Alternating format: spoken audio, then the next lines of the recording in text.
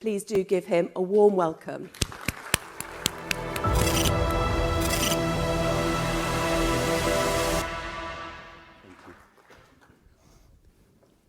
Thank you all very, very much indeed. I'm conscious that somewhere there must be a website that still has the wrong job on it, because this happened at Chatham House and at Rusey the other week. I lost the veterans brief very sadly last September, so I am now devotedly back to being the Minister of State for the Armed Forces, but there is plenty to be doing in that brief given all that is going on in the world. I wanted to just sort of talk quite candidly with you to open the thing today, not least because I've had to clear a lot of the speeches that you'll get on the British side, and they're all very scripted, and I thought if I were to do the same, I'd be inflicting unnecessary pain on you.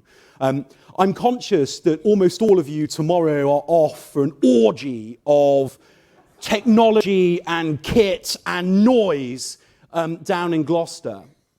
And so I wanted to start by reflecting on our people, and 5 groups of people in particular, because I think there's a tendency in these conferences, and particularly in your domain, which is so technologically demanding, to default to the shopping list, the kit, the planes, the missiles. And I just want to mention what I've seen as I've gone round the RAF over the last year, because times of heightened geopolitical tension in Europe have brought with them ever more probing of our airspace. And so those pilots on quick reaction alert, a job that on the face of it might seem incredibly glamorous, from bed to Mach 2 inside about 3 minutes, amazing, other than it is an extraordinary thing to ask people to do day in, day out, hour after hour, irrespective of children's birthdays, Christmas, summer holidays. It is an amazing thing that they do. And I saw somewhere that the QRA output has doubled over the last year. And that's an amazing achievement, because that is not just a testament to the pilots, but also to the amazing engineers who I had the pleasure of meeting at Lossiemouth a few months ago and at Coningsby a year or so ago. And they are the people that keep the show on the road. There is a zero failure policy on QRA, and our engineers are amazing for the way that they keep delivering that capability at time of heightened challenge. So too, out of sight, out of mind, is the mission on Operation Shader, both those who are flying Typhoon out of Cyprus, but also those who are flying remotely piloted systems out of Waddington. Day after day, they are on operations, and reasonably regularly, they're delivering lethal effect. Then there's the amazing TAC-AT fleet, the A400s, Hercs, who were involved in the evacuation from Sudan. When we were sat in the MOD looking at the way that Sudan was worsening and realizing that the embassy needed evacuation, there were some extraordinary options being considered when it wasn't clear whether there was an airfield immediately nearby that we would be able to get to, when it wasn't clear whether or not we were going to be able to get to the diplomats before they ran out of food and water, when it wasn't clear how on earth we were going to get out the thousands of UK citizens that we had an obligation to evacuate. And the way in which that fleet was able to quickly plan around a number of different scenarios was amazing. And then, of course, as we saw in Kabul a few years ago, the courage and the professionalism, the expertise that has to be shown by that first plane that's going to land on a runway that no one's landed on from the Royal Air Force before, you don't know whether you're going to be welcomed or shot at. Quite amazing. And then the compassion that the RAF crews show as they bring people out from a point of mortal danger to safety. Amazing people that did an amazing job. And then probably the people that have impressed me the most this year, in terms of people a bit like submariners, who do something that is so special, so secret, that invariably they're not spoken about. But when I went to Waddington and met the absolute ninjas that sit on the consoles at the back of Rivet Joint and know everything that Surovikin is thinking before his staff do. They are amazing. And they are doing a job that is incredible. And of course, it's not just that they have been gathering intelligence. In the last 12 months or so, weapons were released in the vicinity of one of those aircraft, and yet those crews kept on going. They are amazing people, brilliant at what they do, undoubtedly a part of the UK's strategic advantage. And then finally, a group of people who will be amazed to hear themselves spoken about at the front end of a speech when I'm talking about points of operational excellence within the Royal Air Force. But there are some amazing, cunning, devious, brilliant people at the Air and Space Warfare Centre who have sat themselves down in rooms with towels over their head and have thought up brilliant ways to deceive some of the most sophisticated air defence systems in the world and to pass relatively inexpensive systems quickly to the Ukrainians in order to be able to defeat what would on paper be a numerically superior air force. And I'll come back to that theme later on. But right up front, before you go down to Fairford and enjoy industry champagne and marvel at technology, there are some brilliant people, engineers, pilots, intelligence analysts, innovators, who really keep the show on the road. And it is to them that I want to say the biggest thank you and to pass on our admiration. Now, slightly sensitive issue, but the reality is that to achieve all of those things, the Royal Air Force needs incredible cognitive diversity.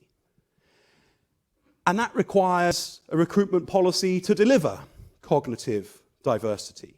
There's no doubt, we know, that over the last 12 months, the Royal Air Force has got some of that wrong. But unfairly, wrongly, disgracefully, we've allowed the Air Force, I think, at times to be characterized as having gone soft. And yet actually what I've just described to you as an operational output across QRA in the Gulf, air policing across NATO, intelligence gathering in the Black Sea, flying into potentially hostile airfields in Sudan, being integral to the delivery of Storm Shadow to the Ukrainian Air Force, and innovating in order to defeat Russian air defense. That's not a service that's gone soft. That is a service that is up threat and often delivering lethal effect day in, day out. The Royal Air Force is, and my apologies to other chiefs in the room, but the Royal Air Force is, without doubt, in my opinion, the most cunning, most professional warfighting air force in the world.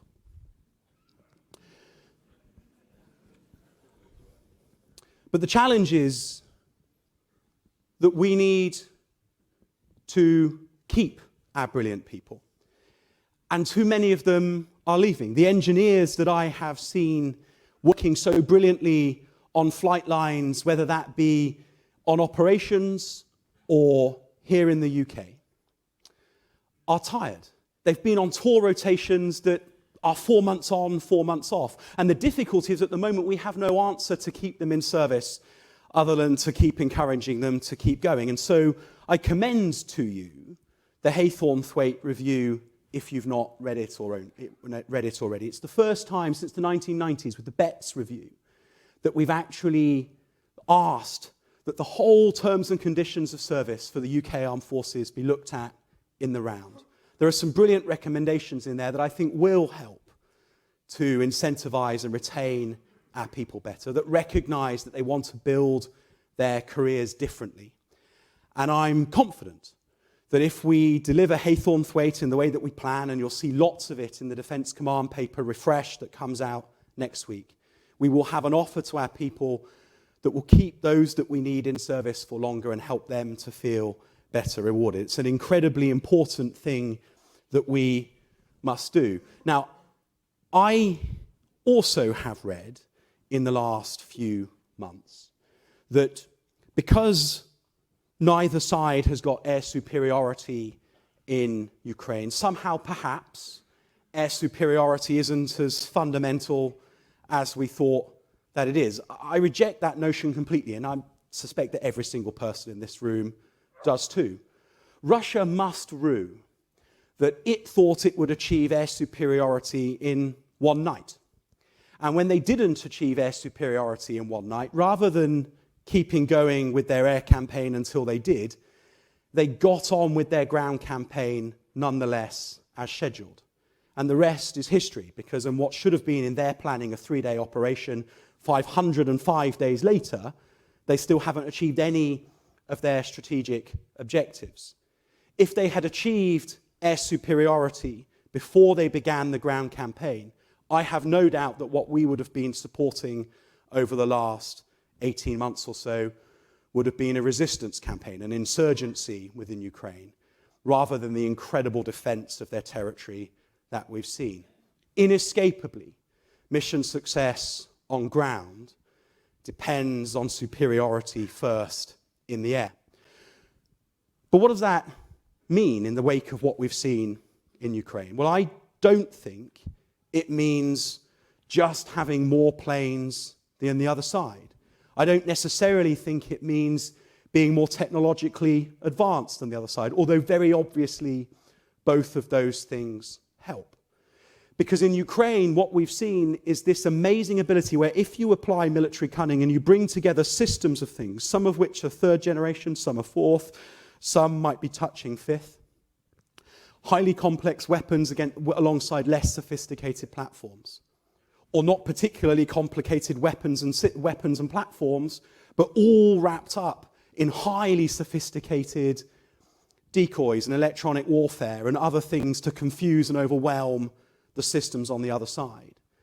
Actually, what you see is that the sum of the system is often greater than its parts. And our tendency, I fear, when we look at procurement policy, certainly in the UK MOD, and you can judge for yourself, our international guests, whether it's the same in yours, is the shopping list that comes up is all about individual platforms. Very, very rarely is it about the thing, the glue, the grease, that makes the system work and brings together all those platforms, because that's where the overwhelming effect comes. And that, as I said when I mentioned the Air and Space Warfare Centre people, that's when you can really bring the genius of your people to bear. There's fantastic expertise within industry who will deliver you brilliant platforms, no doubt.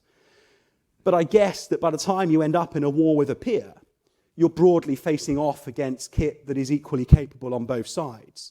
And so the genius is in the way that you bring together the system, the way you innovate, the way you are cunning. And that's exactly what's been happening in Ukraine. And we need to bring that out of the dark rooms of the Air and Space Warfare Centre for the team that is supporting Ukraine and make that an absolute core to the way that we design our force within the Royal Air Force. It does, however, require some integration. And it requires integration in a way that I think we should have lots of sympathy for the Chief of the General Staff, the First Sea Lord, and the Chief of the Air Staff, because arguably that level of integration is quite existential. Because effect in air and space increasingly will be had from land, sea, and cyberspace. Just as effect on land will be had from the sea and from the air and from space, and effect at the sea will be had from the air and from the land and from cyberspace too. So that necessity of integration means that all of a sudden there's no longer Rich's shopping list for the Air Force, Patrick's shopping list for the Army, Ben's shopping list for the Navy. There's the nation's shopping list for a highly integrated, multi-domain set of armed forces where it doesn't matter whether the sensor is in space, in the sky, on land, on the sea, or under the sea, nor does it matter whether the effector is in space, in the sky, on land, on the sea, or under the sea. What matters is that a sensor within a system has found the enemy, an algorithm has quickly processed which is the most appropriate effector, and then that effector is launched. There's still a need for a Royal Air Force, an Army, and a Navy, because you have to have those sensors on land, sea, and air, and that requires domain-specific expertise to deliver. But the system is not the Air Forces, the system is not the armies, the system is not the navies. The system is an integrated whole-of-defense force, and that surely is to get to my point earlier about it's about the cunning and the ingenuity of the system and the way that it interacts and is integrated. That's what we've got to start aiming for, and that's what our procurement policy needs to start reflecting And that too may or may not be in the command paper next week. The final thing I wanted to touch on, because there's a menacing clock in front of me that is ticking down and says I've already not got enough time, but I'm on a roll, is that there's a technology threshold rapidly approaching. Now, I've asked some of the brilliant people who serve as non-executive directors within defence and in the single services, what do the best businesses do when they know that there's a technology threshold approaching? Do you wait, knowing that you could be the first to get there with the new technology, or do you go for it now and know that you might risk obsolescence as soon as the technology comes? Now, in fairness, what they say first of all is that, James, great question, but you guys are completely unique in procuring on 20 or 30-year timelines. So when you say something's going to take 30 years, it ends up taking 40. No business functions like that. So in one sense, we can't necessarily learn their lessons, but they are clear. You cannot afford to be paralyzed by the proximity of a technology threshold. So whilst we all know, and I suspect you've had lots of conversation already, and you'll have more today, and when you get down to Fairford, industry will be selling like Billio around AI, automation, and all of the opportunities that come with. But it's not quite there yet. So we have to carry on procuring with what we need now. But there is very obviously something that we must do. And that is to make sure that instead of our platforms being so highly integrated and sophisticated by design and at build, that they are what they are for the entire duration of their service, we have to be brutal in working out which are the critical flight safety systems that must be completely integrated, and everything else must be easily ripped out and replaced. And for me, AI, automation, they are opportunities that come from the really big threshold, and that is the arrival of quantum. And the danger is that the generation of planes that we will be sold at Fairford over the next 72 hours, none of them have quantum computing in yet. All of them will be in service when quantum computing arrives. So we have to be able to buy aircraft, design aircraft, where the moment that those computers are good to go, you can rip out whatever's in there and chuck in the quantum computer, because I think that this is a tanks versus cavalry, machine guns versus humans moment. I think this is going to change warfare in the most profound way. Because at the moment, the thing that holds us back from being able to understand where a target is in the entire noise of the battle space is our ability to crunch the data. Very often it comes back to human judgment. But when those computers, instead of computing on ones and zeros, are computing on atoms, and the vastness of the noise of the ocean, or the vastness of the busyness of the skies, or the vastness of everything that's happening within a human population on land, can be understood and crunched by computers that are working at a speed that we can't imagine, it will enormously change what our armed forces can do. And we've got to be ready to spiral onto our machines when that moment comes. And that's the key. In the past, you could go into the pavilions at Farnborough or Fairford, and you could be shown a plane, and you could have some confidence that in the life of that plane, it would start off being ahead of its time. And in the middle third of its service, it would be of its time. And in the rear third of its service, it would still be competitive with most other air forces, and all would be fine. But the pace of innovation is now such that within the first third of the service of most of the platforms that we will procure, technology will pass them by. And so I think we have to force ourselves to get into this place where we take intelligence about what our adversaries are doing, science that is emerging from within defense science and technology, but also from academia and within industry. We have to be speaking to industry about how they would innovate with that intelligence and that science. And then we have to apply military cunning to how we intend to use that system. And that spiral loop of intelligence, science, innovation, and military cunning, I actually think that's the battle-winning edge of the future. In Ukraine at the moment, some capabilities, particularly in the electronic warfare space, have a burn time of about 10 to 12 weeks. You'll put a UAS into service for the Ukrainians. It'll take about 6 weeks for the Russians to figure out why it can fly through their EW screen, and another 6 weeks for the Russians to figure out how to reprogram their EW or to put something new into their EW platforms to defeat it. And then you go again. And so that loop in contact between sorties of being able to reprogram, to take intelligence, science, innovation and military cunning, to maintain your edge constantly, I think that every bit as important as your mass, as your courage, as the coherence of your command and control and the sort of traditional things that define military supremacy. Increasingly, it's also the speed at which you can spiral in contact too, and that requires a whole new relationship between the force, industry, science, and that too also might be in the command paper. Thank you so much for listening. Enjoy the rest of your conference and enjoy being sold everything at Fairford. Good to see you. So do take a seat. We've got a few questions. Thank you very much. It's really fascinating. I mean, you covered obviously a lot of topics there. I think just want to hone in a lot of the subjects that we've been covering during this conference and that have come loud and clear from the audience is the concern that there isn't going to be enough resources dedicated towards a meaningful deterrent going forward in the case of Russia.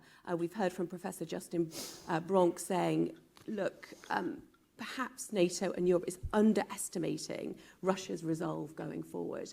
And you can only really tackle this over the long term, to have security over the longer term, by ensuring that industrial capability and capacity really is ramped up to a scale that we're just simply not doing right now. What would you say to that? I mean, I think that's broad, the latter part is broadly right. I think that NATO's collective air, sea, land power is overwhelming to Russia. And it's clear that Russia doesn't want to see the war spread because it knows if it were to find itself in an Article 5 moment, it would lose and lose quickly. I'm conscious I've managed to leave a chair here, which means you're staring at the back of the chair. There we go. So I think that NATO combined has the conventional deterrence. So there's a thing sometimes to forget about the fact that we are in the world's most powerful military alliance and that we contribute on the leading edge of that alliance. No one requires the Royal Air Force, the Royal Navy, the British Army to be able to fight Russia alone. That's the reason we are in NATO, and I think collectively that conventional deterrence is overwhelming. But your commentator was absolutely correct that very quickly a second key line of activity opened up in the UK MOD in how we were trying to support Ukraine. It wasn't just to do with the immediate delivery of munitions from our own stockpiles or our ability to buy munitions from other people's stockpiles elsewhere around the world. It was realizing that our industrial base really matters and that that's where the warfighting capacity really comes from. Now look, that's not new. Our grandfathers and grandmothers knew that because whenever you fight a war, MODs deliver the first echelon force into the first phase of the fight. Nations fight wars thereafter. But hasn't the timescale of what you've been planning for at the Ministry of Defence diminished? For example, planning for more of a 6-month conflict rather than a conflict which will go on for a lot longer, which is what we are seeing. No, I don't think it has. I mean, I think that there's an understanding that you make a calculation around the stockpiles you hold that are to get you through the first phase of the war. And nobody's made any secret of the fact that the stockpiles we currently hold are insufficient to do that. And so we're seeking to regrow. Well, regrowing them. Mm-hmm. And maybe there's announcements about stockpiles in the command paper next week as well. Who knows? But there is then this thing about the stockpile is only half of the equation. You've also got to have either the defence industrial base or the wider civilian industrial capacity that can be repurposed, because the stockpiles are supposed to last you until such time as your production equals your consumption in war. Now, that is a huge challenge that requires more than just Ministry of Defence policy. That's a whole of government thing. But when you're in a post-industrial, largely service economy, that's quite challenging. So that doesn't mean necessarily we need to regrow home industry, but it means we need to think very carefully around accounting practices, where for example, not penalising for stockpiles. Oh, I mean, you make something, maybe. That's probably more for the permanent secretary. I was going to go for more geopolitics. So you thinking about nearshoring and where in the world you can have if you're not going to have the manufacturing base at home for your own industry, but you want to be, at time you need to be able to surge your industrial capacity. Who are your friends? How defensible is that sea and air line of communication to bring that stuff from the point of manufacture to the UK? We've got great experience of keeping the North Atlantic open, which is great. But actually, where else in Africa, in the Middle East, could we have manufacturing partnerships? So those are the things we don't yet have the answers to, definitely. But it is inescapably necessary to both A, look at the size of your stockpiles, but B, look at how you scale industry quickly to meet the challenge of a national war. Great. So you talked as well about the fact we don't know yet what is going to be in the plan. But from your speech, you talked a lot about kind of greasing the wheels and ensuring there is a whole false concept. But in many ways, it seems as though this is very much geared at battlefield support rather than long-term deterrence. And they're integral. They are literally the same thing. So just in the most crude sense, when Jim Hockenhull at the time was Chief Defence Intelligence and we were sat in the Mountbatten room, which is that kind of top secret meeting room, in the weekends running up to the intelligence was clear it was going to happen. And for the things Jim was looking for was not tanks, ships or planes, it was bridging assets, it was hospitals, blood stocks, plasma. Those are the credibility of your warfighting capability isn't in a whole load of tanks parked up in Wiltshire or planes on a flight line in Coningsby or ships in Portsmouth. The thing that makes your warfighting capability resilient and therefore credible and therefore a genuine deterrence is your adversary knowing that you can genuinely fight them.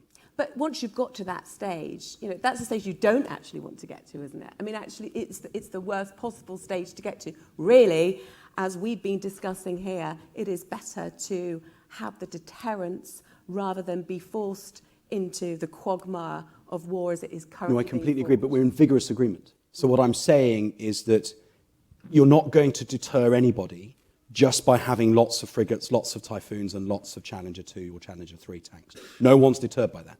What they're deterred by is the credibility of your ability to put those tanks, ships, and planes into the fight and then to sustain them once they're in the fight. It's your ability to bring together all of those systems to have overwhelming lethal effect in an integrated way, as I was describing. That's what we've seen in Ukraine. It would be the same in any other war. Now, I make no criticism of the governments that have gone before, of all colours.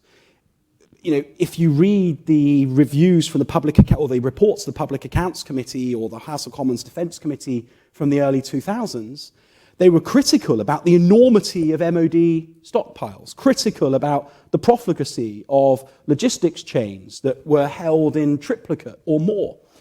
Because in a post-Cold War, no obvious state-on-state war on the horizon way, that was a ridiculously expensive and wasteful way of doing defence logistics. Overcapacity is insurance. Yeah, exactly, that's the point. So nobody made a bad decision in the late 90s or the early 2000s in switching to a just-in-time logistics mechanism and in bringing our stockpiles down to be more reflective of what we needed for the threat of the day.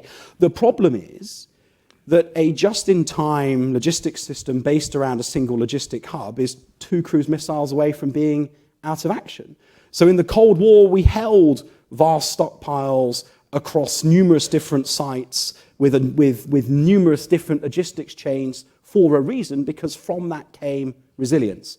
Now, I don't know that we can afford, any nation, maybe even the United States, can't afford to completely replicate that way of doing logistics in the Cold War. And in any case, one would surely think that in the 30 years since, there have been advances in technology that would allow you to do it in a more productive and efficient way. But nonetheless, that hollowing out of our sort of war-fighting capability was reflective of the threat of the time. But reversing that to some degree to bring credibility to our war-fighting force now is the consequence of the threat of today, and that's what Ben and I are on. And if people come back on the command paper next week and say, oh my gosh, that is the most boring paper I've ever read. They seem more interested in ferries and rolling stock and ammo bunkers and bridges and cranes in dockyards and spares packs and stockpiles and digitization and integration and skills and having the right people and being able to hold them in their careers for longer and to be able to harness expertise from beyond the armed forces and put it in. We will be high-fiving. Because if you've been in the department for long enough, what you come to see quite quickly is there is a queue out of your office and down the corridor every day to sell you a plane or a tank or a ship. But what you really have to get into is the stuff that nobody ever notices. Nobody ever writes a headline over.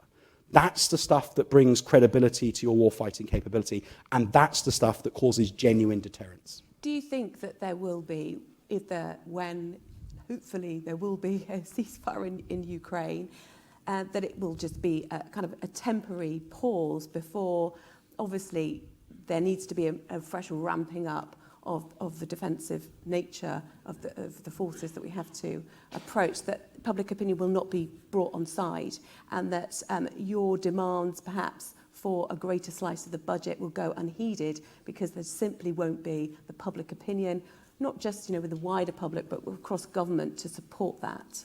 Well, I mean, I think it's always the risk that people are most supportive of spending more on defence when they perceive the threat to be greatest. But even if the Ukrainian offensive were, over the next week or two, spectacularly successful, the Russians capitulated, and the war ended entirely on the terms of President Zelensky this summer, and thereafter, instead of having to debate whether to inherit a frozen conflict, everybody in NATO was content that Ukraine is a sovereign country secure in its borders, and we were able to accelerate NATO membership, yesterday's discussion in Vilnius notwithstanding. That still isn't the end of it. You've still got a new age of global competition between great powers. Russia is one, Iran is another. China is a competitor too. There is still violent extremism spreading rapidly across sub-Saharan Africa. The world won't be immediately more secure and safe on the back of a resolution of the war in Ukraine. And thus, I think the case continues to be made for investing. But it's not a fight we still have to have. The fight has been done. In fact, it wasn't even a fight. The Secretary of State, the Chancellor, and the Prime Minister have agreed that defence will get 2.5% when the fiscal conditions allow. And I think that that is the right condition to set, by the way, because I think, your security, as I said earlier on, isn't just about the first echelon force that the MOD generates. It's about the resilience of your economy, the resilience of your society. And so, going into a war, to think that the public will support 2.5% when they're in the middle of major cost of living challenges and everything else, that's not a given. So get the economy right, then increase the defence budget. And in the meantime, there is a whole load of boring stuff that ministers and chiefs can get on with delivering that will make us ready for when 2.5% comes. Now, your nitty-gritty plan, focusing on interconnectors and bridges, as you're saying, is that really going to be enough if there is conflict in the Indo-Pacific region and the US is diverted to that? Can NATO minus the US, NATO in Europe, really counter a longer-term Russian threat under the plan that you've put forward? There is no NATO Europe. There's no NATO without the US. The North Atlantic Treaty Organization is a club of European and North American states. But if there is a split NATO, NATO's capabilities... There won't be a split NATO. That's existential to NATO. And so, and I think everybody in Washington gets that. Most people in Europe get that. It's only finite resources, though. Well, of course, but I think we just have to be clear that we're not talking there about NATO carrying on whilst the US is off doing something else. We'd be talking about the end of NATO. And so I think we have to be really clear that what the US has done over the last 18 months is shown its incredible commitment to Euro-Atlantic security. It has spent 10 times more than the UK and should be commended for having done so. Of course, the US is increasingly seeing its pacing threat as being in the Indo-Pacific. And it'd be interesting to hear the reflections of the US general that speaks later in the morning. I know from all my travel that that's what they focus on. But they know that their commitment to NATO is absolute. They know that there isn't a NATO without them. And what we, I think, as European countries with global reach, must be willing to do in return is show our willingness to be a security actor in the Indo-Pacific, whether or not we share the exact threat calculus that the US does or not, and not all European nations do. But to be willing to be a security actor in the Indo-Pacific is to show willing to share the US's challenge in return for their amazing continued commitment to our security challenges here in the Euro-Atlantic. Okay, thank you very much. Thank you very much Heappey. indeed. That's a really fascinating discussion, so I do appreciate your time. Thank you for taking the questions. Thank you.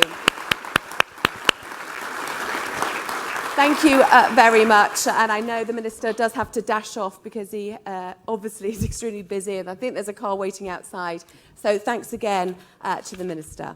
Now, I'm very, very delighted to introduce to the stage Air Chief Marshal Sir Rich Knighton, Chief of the Air Staff. Welcome. Oh, there you are, behind me. Sorry, is this working?